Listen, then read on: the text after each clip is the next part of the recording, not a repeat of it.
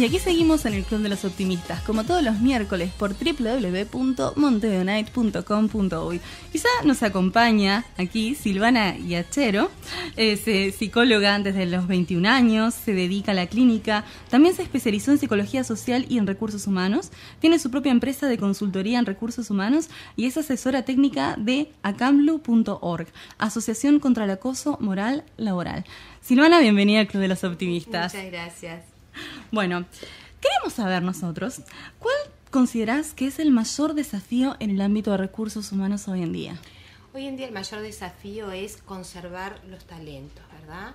Ya no solamente conseguir personal, sino conservarlo. Y esto implica hacer una gestión en base al humano. Hoy en día las relaciones laborales están tratadas desde el lugar de relaciones de producción y no se tiene en cuenta el factor humano. Cada vez nos alejamos más del factor humano.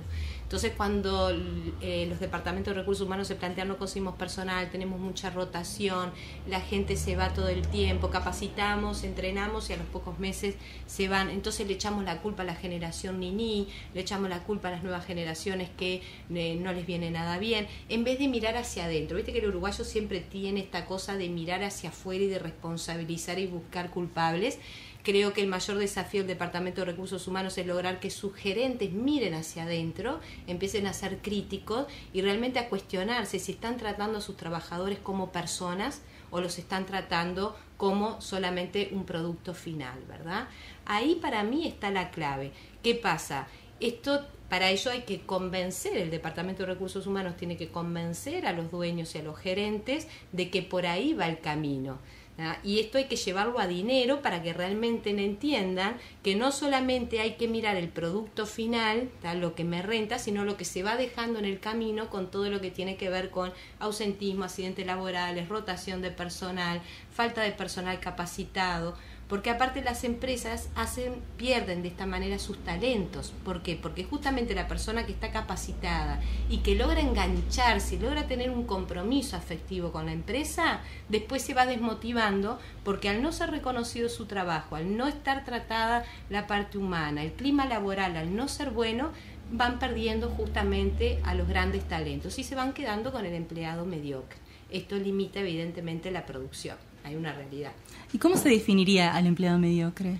El empleado mediocre yo diría que es el nini de las generaciones actuales, es que siempre está bien con todo el mundo, que él nunca hace nada pero siempre hace de todo, que al jefe le dice que sí, al compañero le dice que sí, que nunca da una opinión comprometida, pero es el que hace las 8 horas justitas, viene en punto, se va en punto, nunca se te queda una hora extra, pero tiene ese perfil de que a él todo le viene bien y tienen esa, como la gelatina, ¿viste? Que se mueven y se acomodan para todos lados. Entonces están años en sus puestos de trabajo, él nunca genera un conflicto, siempre se ajusta a las normas, cumple, no falta, pero en realidad cuando vas al contenido y al compromiso, te encontrás que es eso, ¿tá? Es un trabajador que viene, cumple, hace lo suyo y se va, pero no le pidas más nada.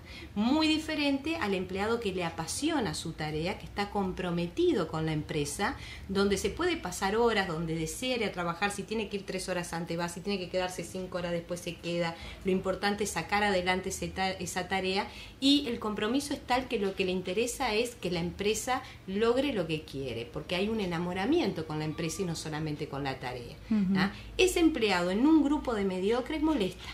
Entonces muchas veces termina siendo saboteado y se lo escupe o lo empujan a la renuncia o al despido, ¿verdad? Sí. Y a veces pasa que de repente los jefes no ven estas realidades y no saben apreciar cuál es el verdadero empleado comprometido. Exacto. El otro día nos reunimos con una colega en recursos humanos y nos agarramos la cabeza a decir, ¿cómo no ven? No lo pueden ver. En realidad lo que pasa es que los jefes, lamentablemente en su mayoría, los gerentes están muy distanciados del equipo y solamente escuchan lo que alguien muy hábilmente les quiere hacer llegar, ¿ah? Que son esas personas que están dentro del grupo de los mediocres, pero que tiene como esa habilidad, yo digo, como esa personalidad muy parecida al hostigador psicopático de trepar dentro de la empresa, ¿no? Y que termina siendo la mano derecha del jefe del gerente, el alcahuete, y evidentemente esta persona que le lleva información al gerente no va a valorar el trabajo de alguien que le puede hacer sombra o que él teme que le puede llegar a hacer sombra. Entonces acá lo que está pasando es que los gerentes no trabajan con el equipo, sino que el gerente está distanciado, él arma los planes, la logística y hagan esto. Pero en realidad yo muchas veces le pregunto, ¿tú sabes cuántos hijos tiene fulanito? ¿Sabes cómo se llama la señora? ¿Cuándo cumple años? ¿Alguna vez fuiste a la casa a saber dónde vive? ¿Alguna vez le preguntaste por qué tiene esa cara de triste o te preocupaste por darle una mano? Esa es la parte humana, que es tan simple, es tan sencillo, y te genera un clima laboral y un vínculo tan interesante con el equipo, una sinergia, pero esa parte justamente es la que no se tiene en cuenta. Hay un no involucramiento afectivo, porque durante muchos años se ha dicho de que el trabajo por un lado y las cosas de la casa y de la familia por el otro. Uno llega a su trabajo, se saca el traje de la casa y se pone el traje. Es una mentira, no somos robots. Estamos todo el tiempo mezclando el trabajo en la casa en el trabajo.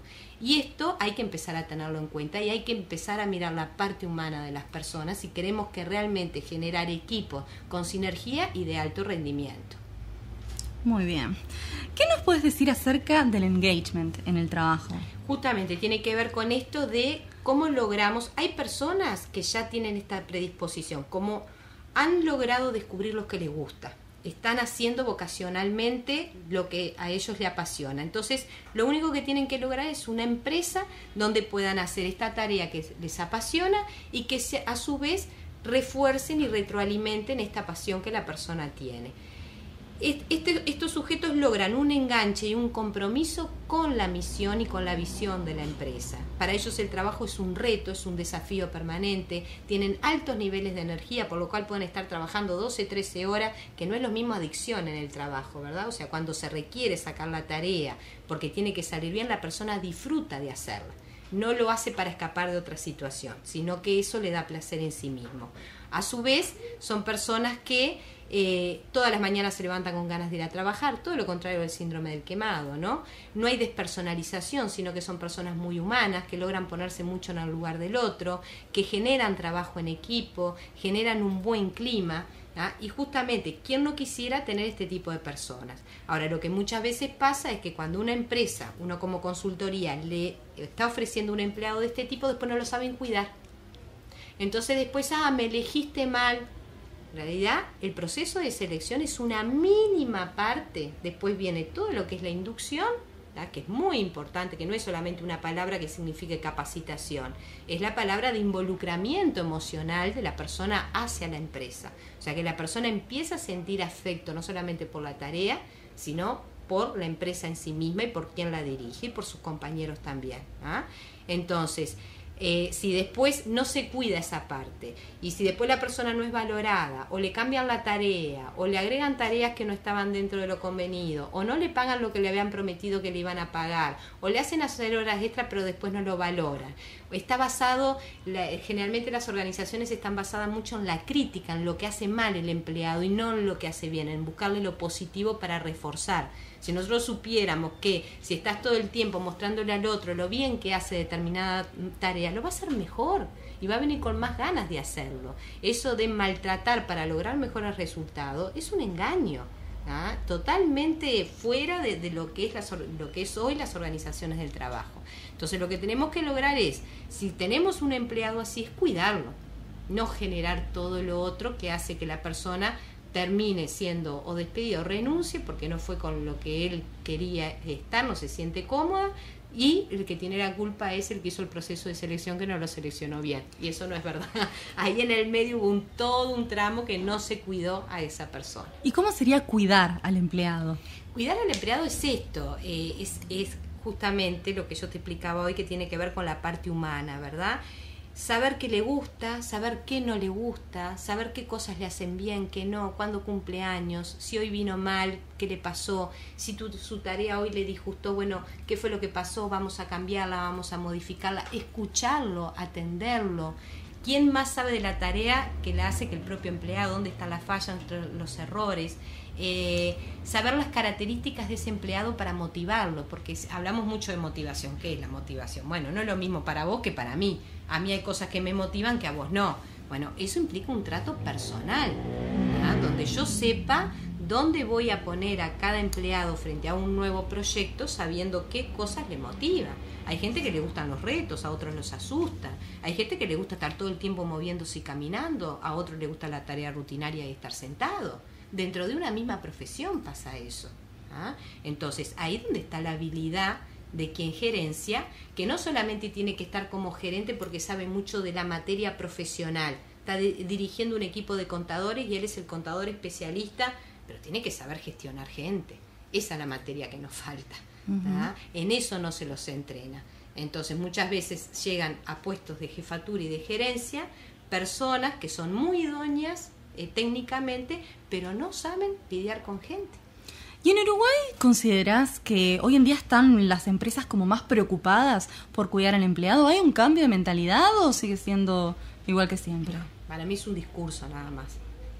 O sea, la preocupación es parte de una moda, la moda de recursos humanos, la moda de darle fruta a los empleados, de vamos a llevar psicólogo a la empresa, de vamos a hacer convenios con gimnasios o traer para hacer gimnasia laboral. Es parte de un circo y no de una conciencia profunda. ¿Un maquillaje en algún punto? Es un maquillaje, yo lo que le llamo la foto. Después corres la foto, o sea, los procedimientos de recursos humanos se hacen en un escritorio. Los procedimientos de recursos humanos hay que hacerlo con la gente. Entonces vos no podés hacer un procedimiento de recursos humanos en una oficina, armar todo un procedimiento y después colgarlo en cartelera y ahora esto funciona así de esta manera. O bueno, hacemos algo más, reunimos gente y los capacitamos, pero querés meter algo que no fue creado desde la gente. Entonces, en lugar de recursos humanos es gestión humana.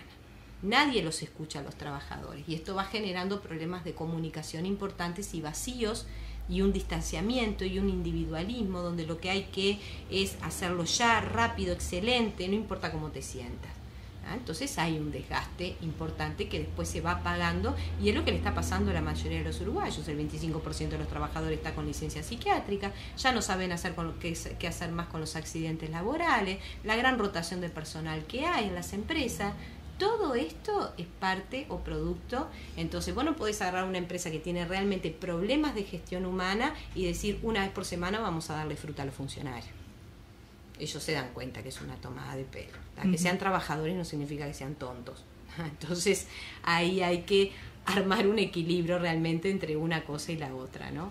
¿Y considerás que en Uruguay hay alguna empresa que realmente se esté tomando 100% en serio todas estas cosas que me estás planteando que son sumamente interesantes? 100% en serio no. Hay empresas que están intentando, o por lo menos están empezando a darse cuenta de esta realidad, que no va por ahí.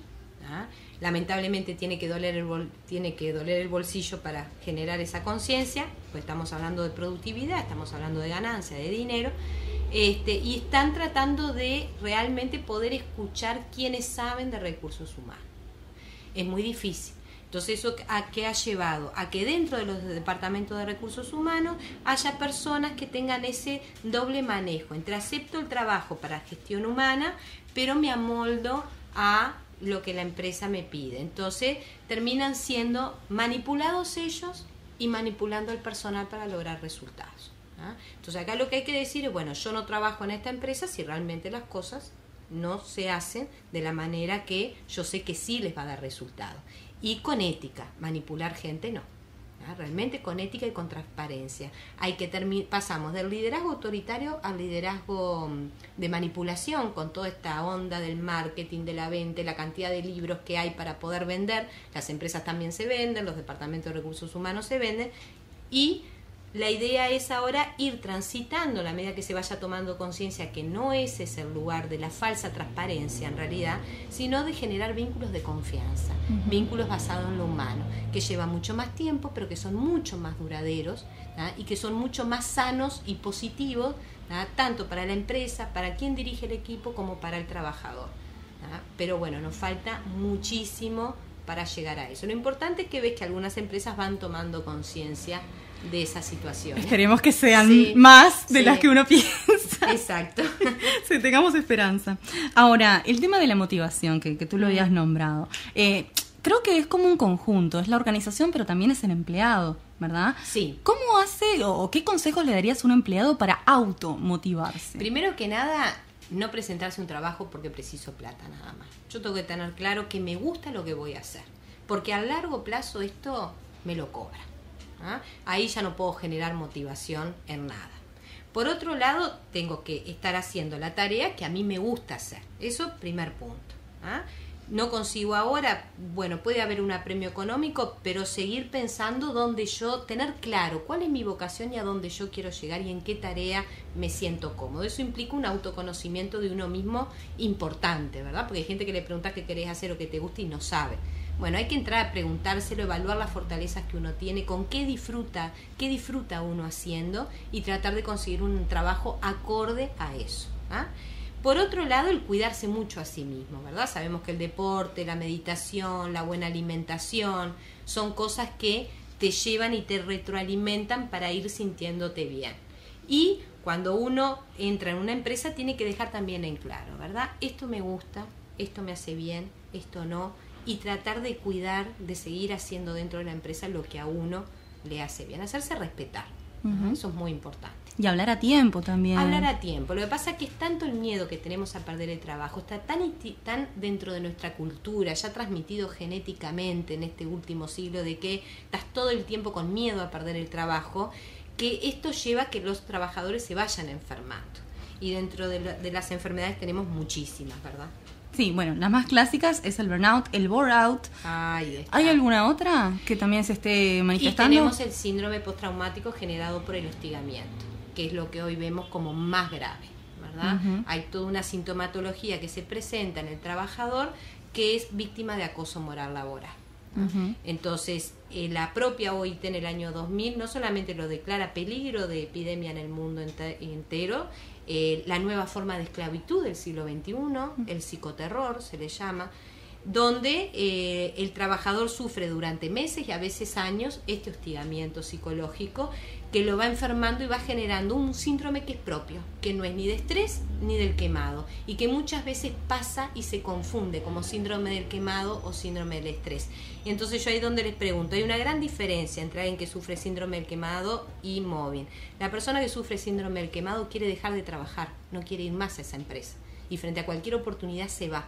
Ahí tenemos la gran rotación de personal. El que sufre mobbing no se quiere ir, porque hubo un antes y un después del mobbing. Y generalmente es ese empleado comprometido con la tarea, enamorado de su trabajo, que todos los días se levantaba temprano, iba, que nunca faltaba, que si había que sacar proyectos y quedarse hasta tarde se quedaba. Entonces algo pasó ahí que hubo un quiebre en esa persona. Empezó a faltar, empezó a enfermarse, a llegar tarde, a estar desmotivada, y eso no es síndrome del quemado. Bueno, otra cosa antes que te nos vayas. Sí. El 8, 9 y 10 de mayo se va a realizar el primer congreso de mobbing y bullying en Montevideo. Exacto. ¿Querés contarnos un poquito más? Ahí está. Pueden entrar a la página www.congresomobbingbullying.com. Ahí se van a encontrar con toda la información y se pueden inscribir. Es el primer congreso internacional a nivel mundial.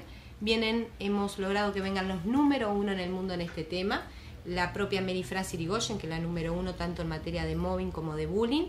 Iñaki Piñuel, que es el número 2 en el mundo, el número 1 en España, que a su vez va a ser un post-congreso capacitando a peritos forenses, abogados, médicos laborales, psicólogos laborales sobre profundización en casos de mobbing y herramientas de prevención y evaluación.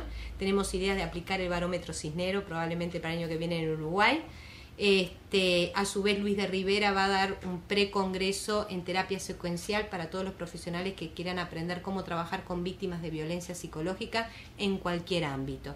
Por otro lado, tenemos una investigación de la UM que está haciendo para presentar en el congreso sobre bullying en Uruguay.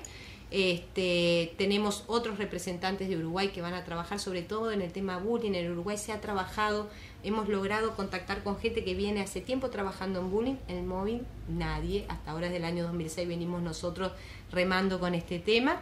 Y bueno, y después de Latinoamérica viene un representante en cada materia, muchos van a traer libros, técnicas de trabajo, va a haber herramientas de meditación también, o sea, van a ser 5 días, porque el congreso son 3, más el pre y el post, va a ser toda una semana full, con mucha gente que esperamos de todos los países, viene gente de Brasil, de Argentina, de Venezuela, de México, Puerto Rico, Francia, España, impresionante, la verdad. Estamos editando un manual que se va a publicar en el lanzamiento que vamos a hacer ahora. Ya hicimos un lanzamiento, ahora vamos a hacer otro, que es un manual sobre mobbing, que es una guía de alguna manera didáctica para poderlo identificar y ver después qué hago con eso, a quién acudir, y con toda la normativa que hoy tenemos en el Uruguay también. El propio Roballo está haciendo un informe de cómo está trabajando el Ministerio de Trabajo, porque hoy el Ministerio de Trabajo hemos logrado que intervengan las empresas y que sancione a las empresas y pida que se tome medidas. Dentro de las exigencias se pide que se sancione al acosador y que se capacite a todo el personal en móvil, que lo estamos haciendo hoy en varias empresas, dando capacitación primero a los gerentes, jefes y después al resto del personal, y que se incluya estas capacitaciones en los procesos de inducción, porque lo que hay que trabajar en este tema es la prevención.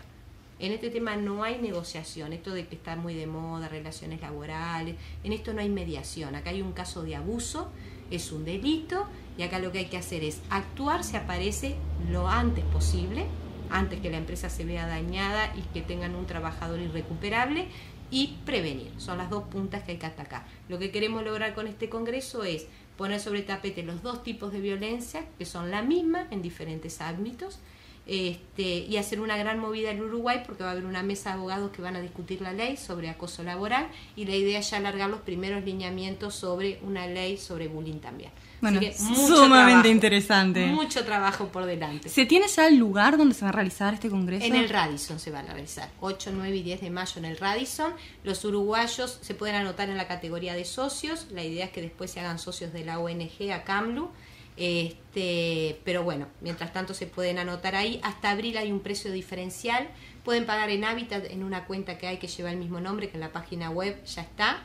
El cupo de estudiantes, los estudiantes el precio es muy bajo y el cupo es limitado, les aviso, y en abril cambia el precio, sube. Así que bueno. O sea que si quieren anótense con tiempo. Sí, porque aparte viene mucha gente del exterior y va a llegar un momento que probablemente tengamos que decir hasta acá. Si bien el Radisson es bastante grande, esperamos, vienen los número 1 del mundo, así que esperamos una gran se va a llenar, eso va a explotar, sí, sin duda alguna. Bueno, Silvana, muchísima suerte con este congreso, bueno, me parece sumamente emocionante. Muchas gracias por haber venido, y bueno, esperemos tenerte pronto en otra ocasión. Estoy por acá cerquita. Estamos cerca. Bueno, muchas gracias. Dale. Ahora vamos a una pausa y después seguimos más con el Club de los Optimistas.